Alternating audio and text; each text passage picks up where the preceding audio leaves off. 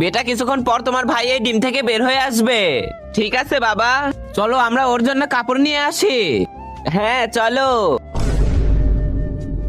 হ্যাঁ রে, এটা তো নাগিনের ডিম। হা হা হা হা হা হা হা হা।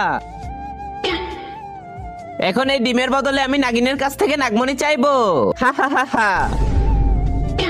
আরে আমার ডিম আবার কোথায় গেল? আজ তো তোকে আমি জীবিত ছাড়বো না।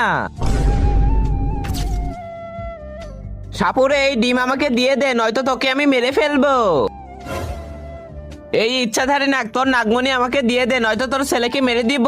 আমার ছেলেকে কিছু করো না, আমি এক্ষুনি তোমাকে নাগমণি দিচ্ছি। এই নাও তোমার নাগমণি, আর আমার ছেলেকে ছেড়ে দাও।